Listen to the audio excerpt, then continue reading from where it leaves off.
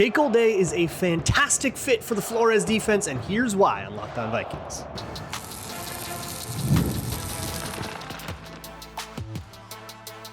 You are Locked On Vikings, your daily Minnesota Vikings podcast, part of the Locked On Podcast Network, your team every day. Hello, everybody. Welcome to the Locked On Vikings podcast, where we're always trying to learn something new. Today's episode is brought to you by FanDuel. Right now, customers can bet just $5 and get $150 in bonus bets if your first bet wins. Head to FanDuel.com to get started. Today on the show, starting off with a conversation with Jeff Carr of Locked On Bearcats about Jake Golday and a little bit about Gavin Gerhardt. And then after, I want to discuss the difference between some of the roles that have been discussed as for like what Jake Golday will do in Minnesota. But first, here's Jeff Carr. Vikings double up on Cincinnati Bearcats, so I brought in an expert to tell us what we're getting into. Welcome to the Locked On Vikings podcast.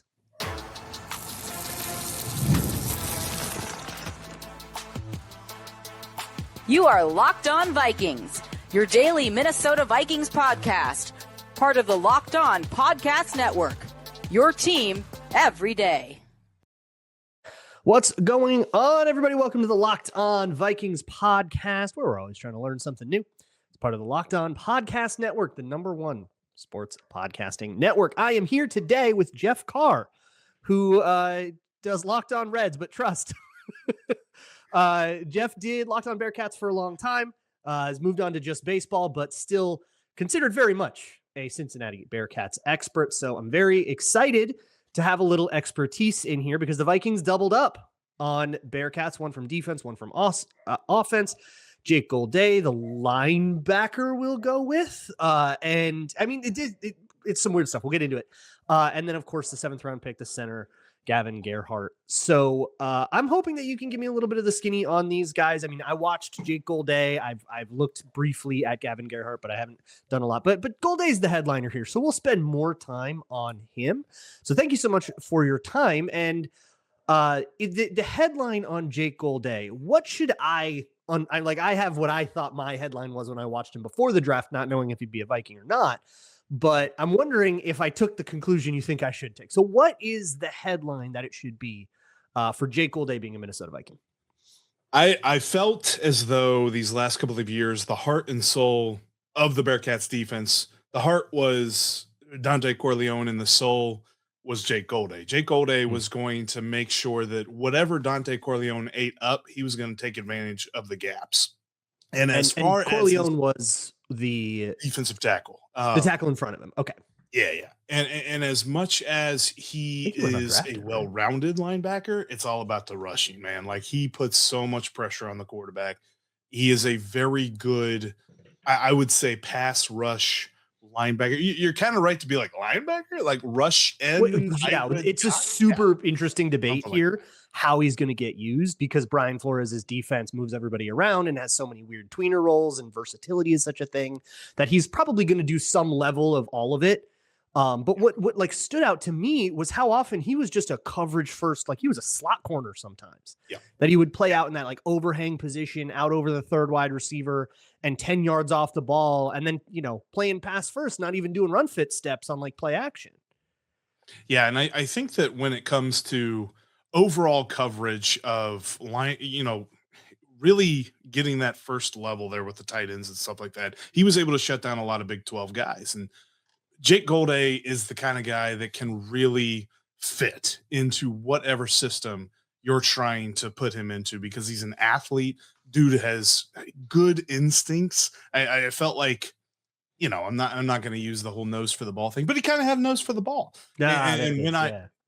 When you trying to think of any more cliches to throw in there, but no, Jake Golday was the kind of guy that you could rely on with this defense, and he was the first guy that you had to game plan for outside of Dante Corleone on the Bearcats defense. Yeah, so I guess let's talk about how he does win in the pass rush. What would be Cincinnati's favored way to point this guy at the quarterback? Were they lining him up? This is like a big debate because the Vikings have Andrew Van Ginkel, who's been in the league for a long time, who plays something of a tweener role as well. He's an edge rusher, but he plays off-ball linebacker sometimes, drops into coverage a lot. But he is a true blue, usually rushes out of a 2-point stance, but he's a true blue edge rusher. This guy's going to be rushing the passer most of the time. And some people think that Golday might take that role eventually. He's an older player, so might take over that role eventually. But I kind of think that it's going to be a little different than that. So was he more of a, we're going to blitz you, maybe line you up on the line of scrimmage, but the way you would any linebacker? Or was he really truly lining up across from tackles and trying to do rip moves? It was more so behind the line. He wasn't like a hand down type of dude to really start off that way, but the best strategy that the Bearcats were able to put with him was whenever they would drop him into pass coverage for the first little bit of the first quarter, and then second quarter, he would take over in the pass rush because they were just counting on him to be back on any of those passing routes. And all of a sudden he was in their face because they had a pretty decent setup with their two defensive ends. So there was never really a lot of need to have him with his hand on the ground. But ultimately, the secondary threat that he was able to bring from right behind the line of scrimmage, it was all about the deception in his rush. He was more of a finesse guy, not necessarily going to push anybody off the line, but definitely going to be able to find that hole. And I think he's more of that hybrid kind of dude that you're like, all right, as soon as you get them used to the pass coverage situation, that is when he really takes over in the pass rush. One important question to all of this as you talk about the versatility and especially all the dynamic stuff that Cincinnati wants to do on defense. Was this the green dot kind of guy? Was he the one relaying all of that and running things in the huddle, or was that the other linebacker, Jack Dingle? So that was Jack Dingle. That was Jake Golday. Okay. Was a little, he was more of the point and shoot type dude as opposed to the guy that was running everything. Got it. We love a point and shoot type dude here in Minnesota. We've churned through a lot of them over the last few years. And what's funny now, and we were just talking about this before the show, the Vikings have 3 out of their 4 likely to be rostered linebackers, which that room is pretty set in stone, are Bearcats from Eric Wilson and Ivan Pace, or Cincinnati alum. They have Blake Cashman, who was a Gopher. Everybody loves that here. And then Jake Golday, if he truly is part of that crew. So there's one other debate with Golday that I've heard from other draft analysts. I didn't really see one way or another, so I don't really have a dog in this fight, but I'm curious what you think. That he is like a slower one in the read, and maybe he is more point and shoot, just get him out of gap and go, and asking him to, read gaps and fall away and all of that stuff wasn't necessarily his strong suit. Did you see that? Or is there some other thing in Cincinnati that asks him to play a little slower? I guess that's probably true. Like, his first move typically was really where he did his most damage. Like, when you're talking about a guy that had to pursue a runner or something like that, he wasn't the best, as opposed to like changing directions and stuff. That's probably his biggest development will be if you're going to tell him to do something, then he reads the play differently. It takes him just another second to kind of get going there. Probably why he wasn't a first round pick. Like, if he had that adaptability on defense, he probably would have been even higher up. It's just he's so good with that first move usually to put him in the right spot for most plays. But yeah, there's definitely there were a couple of instances, I think specifically when they were playing Baylor, that Baylor was really able to get him out of his comfort zone and force him to be more of an off-ball guy. I think that when he has to pursue and when he is trying to change direction, that's the biggest area of opportunity for him. When I watched him, it's funny because I came away with a totally different characterization, and I stay very out of college football, kind of specifically for this reason, so that I can have, my own, so that I'm not just like couching national narratives and I'm actually coming up with my own thing. But sometimes it takes me weird directions because of the like slot overhang role that they put him in. I was like, this guy's a coverage first player a whole bunch of the time. Boy, they must really love him in coverage. he must be about coverage. Well, in Minnesota, this was a huge problem, was their linebackers in coverage overrunning things and, landing in the wrong windows, landing in the wrong places. And so I thought he did really good at that, like eyes in the back of your head. Where's the dig coming? What's the window I should sit in? Watch the quarterback's eyes. I thought he was really precise about that, and he has the athleticism to get from point A to point B if he has to. So what could Cincinnati do with this guy in coverage? What was the typical role for him? Mostly zone. Zone was the way that he really thrived in. I didn't see a whole lot of man coverage that I was like, boy, he's really locking people down on man. But zone wise, I think that's probably where you got all right, he knows kind of how to, keep control of the zone that he is in. It's whenever the play is moving away from him that it just doesn't feel like he's able to adapt that zone as much as I would have liked him to. But again, you're talking about a guy that he was the best player on this defense more often than not. And to ask him to do everything for this defense, I think at some point he just wore down.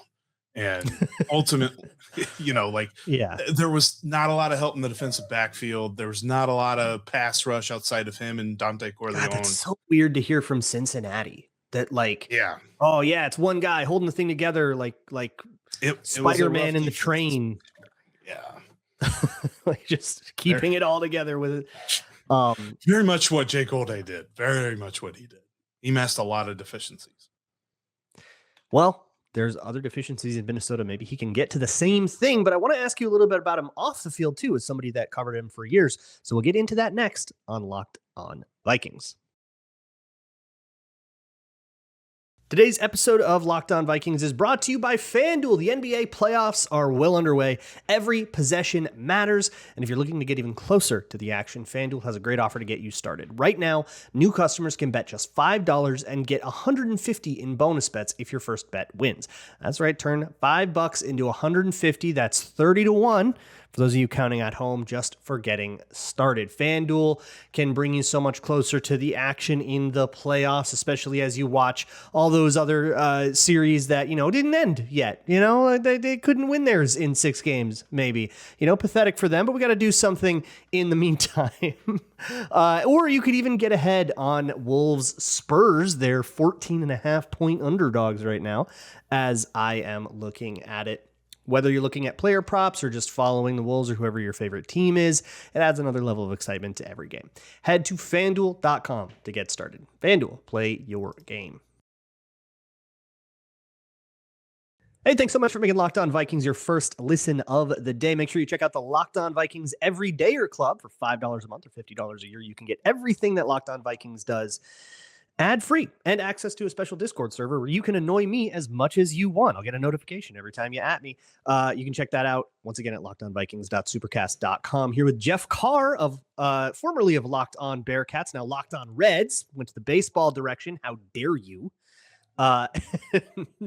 Did both for a little while there and stayed with the baseball. But yeah, man, love me some Bearcats. There's a lot of people that kind of do double duty on that, especially in the college and ranks too.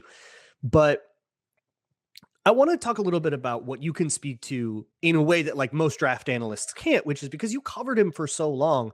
What kind of guy are we getting here in Jake Golday? And especially if there are any fun off-field anecdotes, people love that kind of thing. But just generally, how does this guy interact with the media? What can we expect? A high character dude, for sure. This is not going to be a guy that you worry about once he gets into once he gets off the field, what's going to happen in between ball games and things like that.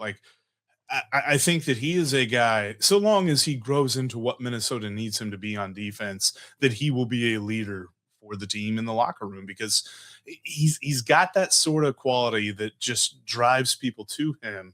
But also he's very approachable too. He's not going to be abrasive whenever things are going tough. And I feel as though he is the kind of guy that is so easy to gravitate toward, whether you're a fan or a player that is on the team with him. That overall, that's probably my favorite quality for Jake Golday, is that he's such a leader.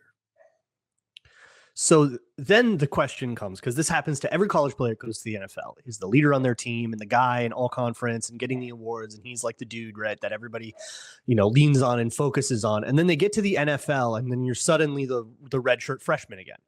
and you're like the guy who's like learning the ropes, and suddenly everybody was the same superstar that you were, and it's a new level. And it's not unlike the transition from high school to college, where you were the senior superstar and you have to go be the special teams player that maybe gets to suit up three weeks out of your first redshirt year or whatever. So how do you think Golday handles that kind of thing? Like, something is going to humble him. It happens to everyone. Right. And I always love to ask, okay, what happens to you when you get humbled? Can you think of a time where things really went wrong for him and how he responded? I definitely look back to just how overall, like, this team, the Bearcats have been super annoying these last couple of years, where they start off super strong and then they end the season super weak.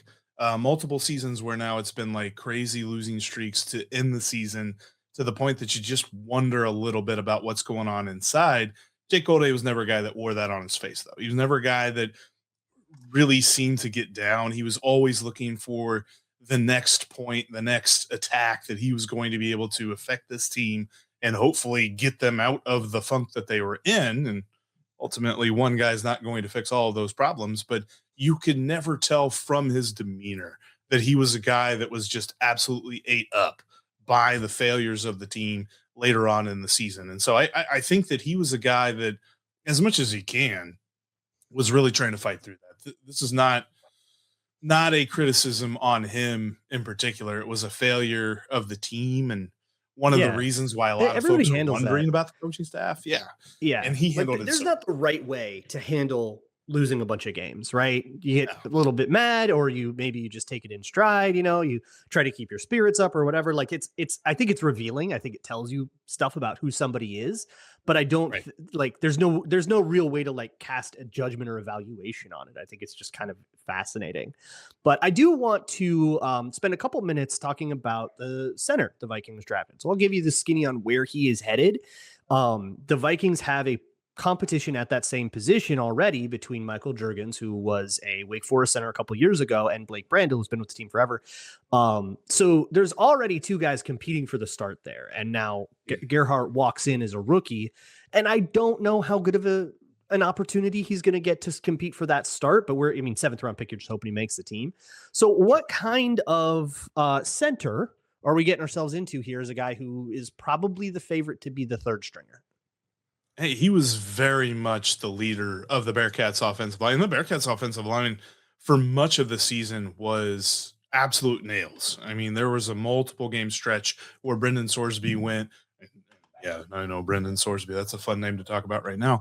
But Brendan Sorsby went untouched by opposing defenses, like not just like without a sack. Like, there were a couple of times where he was not hit because of how the offensive line moved. And Gavin Gerhardt was the guy that directed all of this. He is a really well-respected dude. The last couple of years, like, he was the easiest guy to talk to on the offensive side of the ball, for sure. The kind of guy that's going to give you exactly what you're looking for, really just from a coverage standpoint, but also, like, you could tell on field if the defense was changing things up, which it's not like they do that a ton in college, but when you saw the way that the defense would move, he was the guy that was able to point that out. And I feel like his mind is probably what's going to be the thing that wins him a spot, whatever that might be. If that's just going to be backup center, I think that there's a little bit more when it comes to play recognition and things like that than I think folks would expect from a 7th round draft pick. And guys, especially at center and guard, those interior positions, like guys in the last few rounds can kind of find their way into starting roles like 4 years from now as they like grow and develop and stuff, but just athletically, right? So Gavin Gerhardt runs a 5'2", 140, which is mediocre. He's got a 25-foot vertical or a 25-inch vertical, which is terrible for his size. Not great at 3-cone, not a great broad jump, not a great 10 split on it. And so just athletically, it's very whatever, right? So when you don't have the advantages being like a hyper athlete, something like what Jake Golday has, right? Like, he's a hyper athlete, even if he doesn't quite get everything down quickly. Well, shoot, you're just fast. You made it anyways, right? But when you don't have that, you're going to have to find some other advantage. So I want to like transport ourselves to the universe where Gavin Gerhardt did find his way into a starting role in the NFL, which is not a crowded field, to be perfectly frank with you. There's a lot of bad centers playing right now. But if he finds his way to that role, what would be the thing that what would be the defining factor of his game that gave him what he needed to make it there? Technically sound is his footwork and the, the way that he gets off the ball. I think that there's some understated things that you're not going to find out in the combine and all that other stuff, but just the way that he is able to get into position, whether that's the pass game or the run game, a little bit better in the pass game than the run game. But this Bearcats offensive line was just so good overall that I think there were a couple of times you didn't have to worry so much about him because of everyone else around him, but he himself was able to get into the right position. So I think that it's more so the technical aspect of the blocking and the technical aspect of being a center that he shines at. And so as long as he can kind of I just lost the word. But yeah, technically that's the way that Well, Jeff, thank you so much for giving a little bit of your time for a couple of these lovely Cincinnati Bearcats. Is there anything else about these guys that you would know that I, as somebody that's not really into college football, needs to know about either of these guys?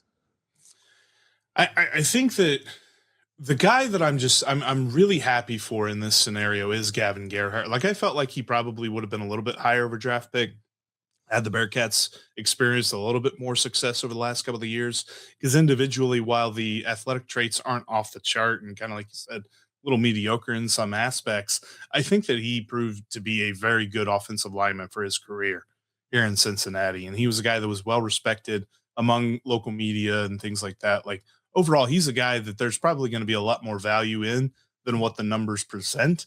And so I think that he was a good get as late as the Vikings were able to get him. He could be a bit of a surprise for you as training camp gets going and as the preseason gets going. I think he will work his way onto the roster. And like you said, it's probably going to be a few years before it's a starting appointment, but when he gets that opportunity, I don't think he's going to lay it down.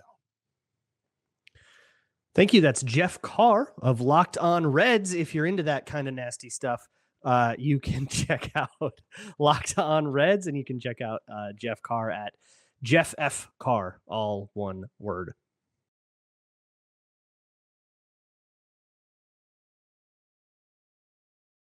Moving on. One debate that I think is going to kind of rage on for a while until we really see, like, in preseason or even in camp, what they do with this guy is in, like, what to do with Jake Golday. He is one of these positionless tweeners, and it's kind of funny. So on Locked On Vikings After Dark, which, by the way, Mondays, Tuesdays, Thursdays, 10 p.m. Central, live, me and Arif joking around about whatever's going on with the Vikings. But we actually talked about some of the, like, anonymous executive stuff that comes out, like the Bob McGinn and the Mike Sando article that just came out of, like, executives and scouts and GMs and coaches, under the veil of anonymity, comment on each other's drafts, right? And one of the things that keeps coming up about Caleb Banks is, like, this work ethic thing. People see him as, like, lazy, I guess. It's come from enough places where it was a thing and we talked about it. But elsewhere in the Mike Sando article was this evaluation of Jake Golday that was like, oh man, he didn't make any sense to me because I didn't know what position he should play. Don't know if I want to make him a linebacker, and you lose some of the coverage stuff. Or if you make him an edge rusher, you lose a bunch of the coverage stuff. And if you just make him a safety or play him out as, like, the overhang, like what Cincinnati did, then you lose a bunch of the stuff he does in the box. So what do you do with him? And Flores has such a perfect answer to that, which is you do all the things. You can move him around, and it because positions are so fluid, because it's so much more static in other defenses than it is with Flores, then, oh, cool, this fit works. And that was, like, kind of the takeaway, right? And so I wanted to speak more about that idea and to kind of explain myself, because I've alluded to my Patreon video, patreon.com/LukeBraunNFL, as well as a video or a Locked On Vikings podcast that I did before the draft talking about the possibility of drafting Jake Golday. And in that, I said, oh, yeah, this would be a great fit. Could totally see them taking him in the second round. And sure enough, they do. But what I want to do now that it's real is just, like, lay out the argument that I have, which is that Jake Golday is not the next Andrew Van Ginkel. Don't think of him as a bolster to the edge room any more than you think of Eric Wilson as a bolster to the edge room. Or even Blake Cashman, all of whom have rushed against the tackle. And Golday probably will too.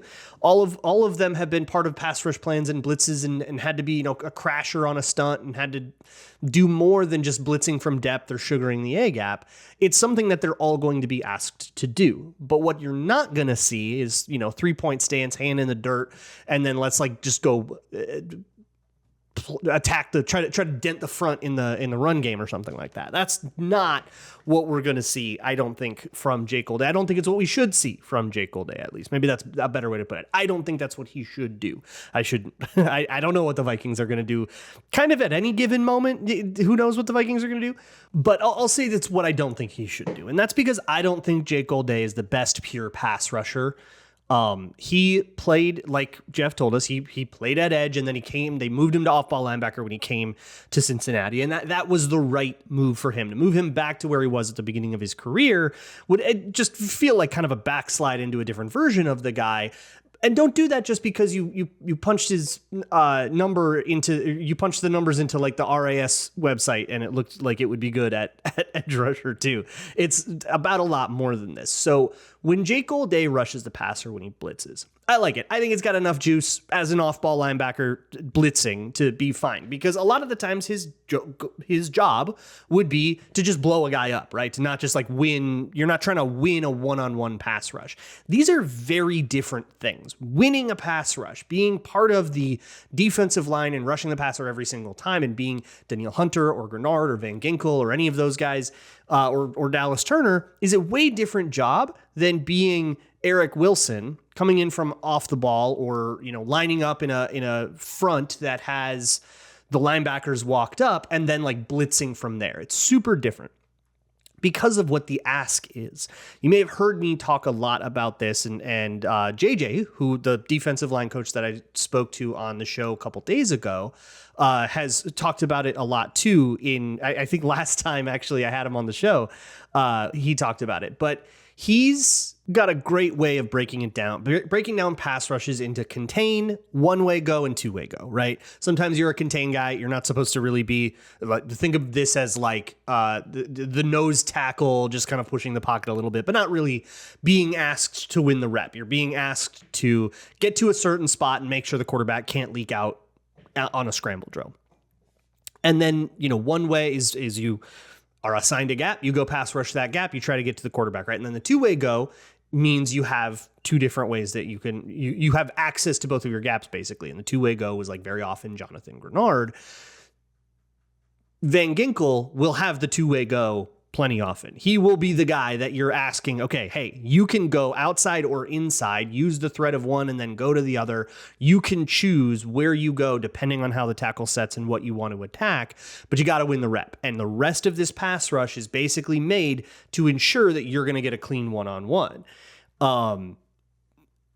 Giving Golday the two-way go, as it were, would not be a good idea, because when he rushes the passer, it is not a well-rehearsed thing, I guess, is what else. This is not an edge rusher rushing the passer, setting up a pass rush move, doing a dip and rip or a swim move or something like that. He's not, setting up with a two-hand club. He doesn't have a diversity of pass rush moves. If you put him in the Van Ginkel role, you are asking way, way, way more of his pass rush ability than he showed you at Cincinnati. You are asking for a huge step up and erasing a lot of the stuff that at least I was excited about, and especially in coverage. The only thing he's going to do regularly would be simulated pressures, which I thought was in coverage the thing he was worst at. I just thought he overran those a lot. So you would essentially be highlighting the worst parts of his game and completely burying the best parts of his game. I don't think that you should do that. Rather, I think that Golday should be put in the Eric Wilson role. And that might mean, some people have kind of pushed back on me when I say that and say well, they just signed Eric Wilson to a deal. What are they going to replace him now right away? No. You got it all wrong.